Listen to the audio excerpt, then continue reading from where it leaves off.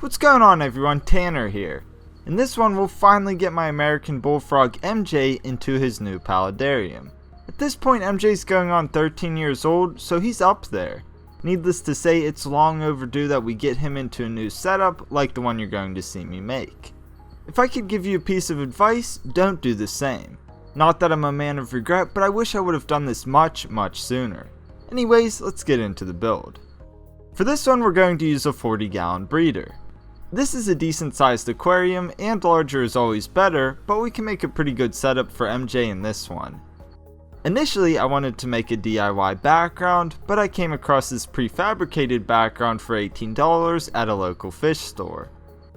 Seeing that it was originally $50, I couldn't pass up the deal because I knew it could be utilized for this build. By the way, this background was made by Pen Plaques, and I gotta say it looks fairly realistic.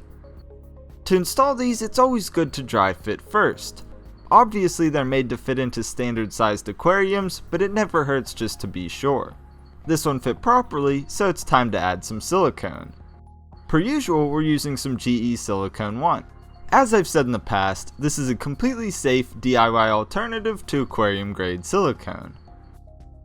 Once I applied enough to the back of the aquarium, I set the background in place. Generally, it helps to apply a bit of weight on the background while the silicone cures, but in this instance the background was really snug. That said, it did bow slightly in the middle, so I used 2 hammers to weigh it down. After allowing the silicone to cure, the hammers were removed and the aquarium was set upright once more. Initially, I wasn't sure how I wanted to set up the land area for this tank, but I came across this awesome piece of Malaysian driftwood that could be used as such. I placed the driftwood into the aquarium to get a sense of scale and to set up a preliminary scape. It fills in the tank nicely and adds interest without taking up unnecessary space. From there I started building up a few piles of sandstone that I had from previous builds. These will be used not only for aesthetics, but also to prop up the driftwood.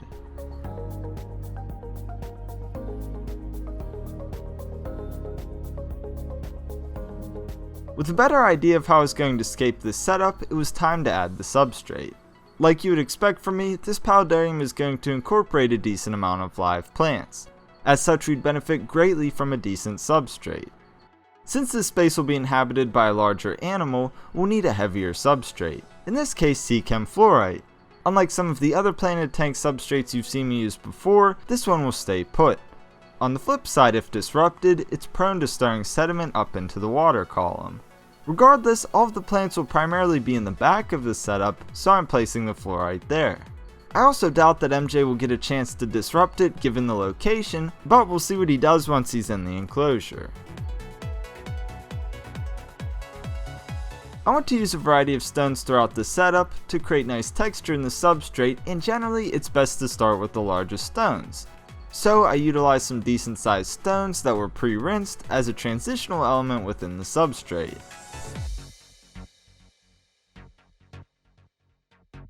From there I added some smaller gray gravel.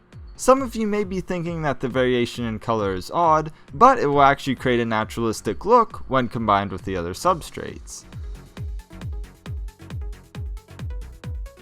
With all of the gravel elements placed in the setup, the driftwood and sandstones could be added back into their respective locations. In doing so, I tried my best to replicate the mock-up scape from earlier, adjusting when necessary. Once I got the scape looking proper, I could add the remainder of the substrate, which is some quartz pool filter sand. Unfortunately, I lost most of that footage, but you get the idea. Now we can finally add some life to this setup with the plants. Don't worry, I'll put the names up on screen and down in the video description. First, I started out with one of the largest plants, which is a Syngonium podophyllum. Then I planted in a Chorus gramineus Tanemaniyuki just in front of the Syngonium. After getting both of these rooted in, I capped off the substrate with some gravel. Then I planted a few additional segments of a Chorus gramineus and repeated the process. From there, I capped the remainder of the substrate with larger stones so that I could better plant the next plant, which is Hemigraphis alternata. Currently, these plants don't have a very substantial root structure, so they were easy to plant in a substrate that was already capped off. In time, these plants will get fairly substantial though.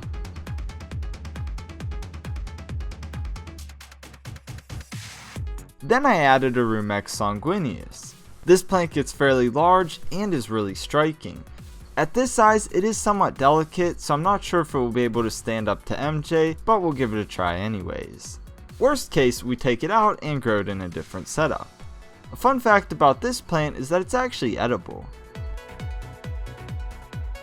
Moving to the other side of the tank, I started out by planting a Dracana thalioides. This will get fairly large and help fill in the space. Then I added a few sections of Acorus gramineus aborozuki. Lastly, I added an Equisetum tricereale into the right corner. This is a somewhat delicate plant, so I wanted to keep it near the back portion of the setup, mainly tied to filter's output. From there I superglued Java moss and flame moss onto the driftwood. Once dry, superglue is totally safe in a setup like this. And I know the wood looks cool right now, but wouldn't it look better covered in moss? I know, I thought so too. Now the tank could finally be filled up with water. In doing so, I used the driftwood to disperse the water and minimize cloudiness. Even still, the water did get fairly cloudy during this process, and it probably would have been in my best interest to rinse the fluorite before doing this build. Lastly, I planted several segments of golden pothos. This plant is really going to fill in the space and add a ton of green. Pothos is also known for how well it filters the water, which is an added bonus. All of the plants will help filter though, so we'll get those benefits across the board.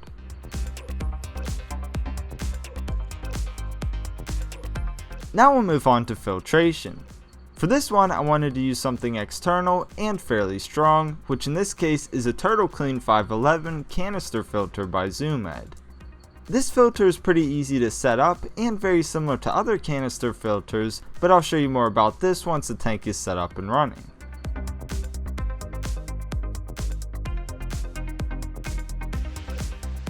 At this point, the tank has been going strong for about a month and a half to allow the plants to get somewhat established. All that I have to do now is make a lid. To do so, I'm simply going to make a screen like you put in a window. I've shown you how I made these for a few of my other setups before, but we'll go ahead and do it again. They work really well and are a cheap, easy solution. First things first, we have to measure the interior width of the aquarium's frame and subtract 1.5 inches to account for the aquarium's corner connectors, which will be added shortly. Using this measurement, 2 pieces of screen frame were cut down to size with a hacksaw. I then cut the remainder of pieces and connected everything together with corner connectors. Then I rolled out some carbon fiberglass window screen and trimmed it to a manageable size. After doing so, I used a spline roller to roll a spline into the frame's spline groove and attach the screen. I know that was a tongue twister, it's all about the spline. Lastly, I removed the excess screen with the utility blade.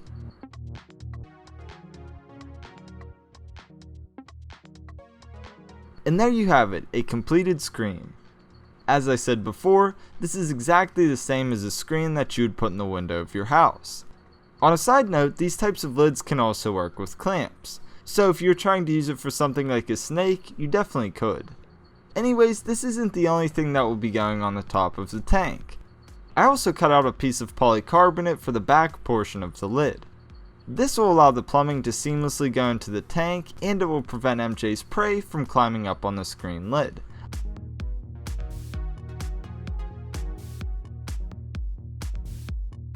Since I'm using a thin piece of polycarbonate, I hot glued some strips of wood onto the top to keep it from bowing.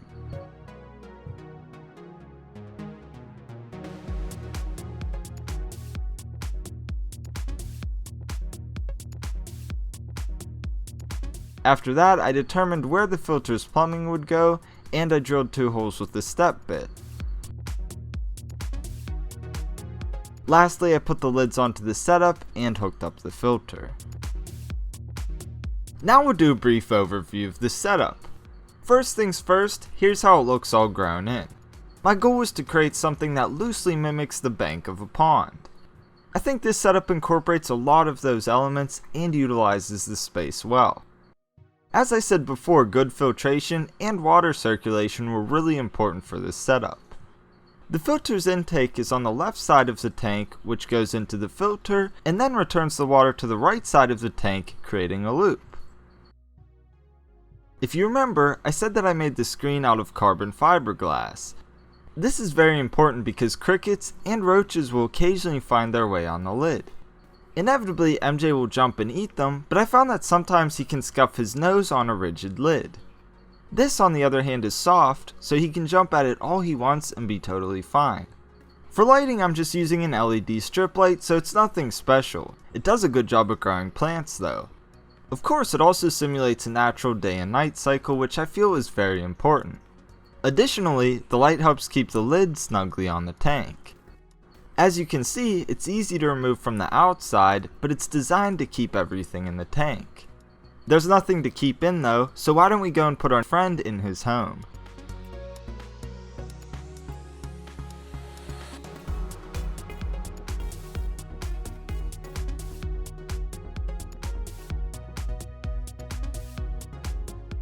After just one day, he messed up the tank a little bit, and to be honest, I expected nothing less. At this point, I decided to remove the Rumex sanguineus because he destroyed all of the leaves. During this process, of course, the water got a little cloudy. In retrospect, I wish I would have cleaned the fluorite before use, but I'll just have to do it over time now since it's already in the tank. That's one of the few things that I would change about this setup though. Otherwise, I really like how it turned out, and I believe that MJ does as well. Naturally, we're going to do some fine tuning as time goes on, add a few plants, remove a few plants, but all in all, I think it's definitely there. Anyways, I'll end the video with this piece of advice. I do not recommend bullfrogs for most people. The majority of animals that I keep I feel are well suited for most hobbyists, but I will add a huge disclaimer to the bullfrog. This is a large, powerful, and surprisingly finicky animal. They need space, food, and most importantly, clean conditions. I've been keeping fish for longer than I've had MJ, so I'm pretty good at keeping a clean tank. If you've never kept aquatic animals at all, then I especially do not recommend bullfrogs. Lastly, if you see one down at your local pond or something, I'm all for the catch and release, but please leave them there. Most local fish stores carry bullfrog tadpoles, and if you're seriously interested in getting one, they usually sell for $2 to $5 a piece. Not only will you get an awesome frog, but you'll also get the reward of seeing it transition into one, and that's exactly what MJ is a product of. Don't get me wrong by anything I just said. Of course, I've had my ups and downs with MJ, but this is my dude. He's been with me for 12 years, and I hope that we still have many years to come. However, he is getting pretty old for a bullfrog, and upon doing a quick Google search, 16 years is the record lifespan of a captive bullfrog. I sure hope that he'll live past that, but time will tell. In the meantime, we'll enjoy him together, and if you want to see more of him in future videos, be sure to subscribe if you aren't already. Also, if you liked the video, be sure to show me some love with a thumbs up and a comment down below. It really does go a long way, and I greatly appreciate it. Thank you so much for watching, and I'll see you in the next one, Serpa Squad. Peace.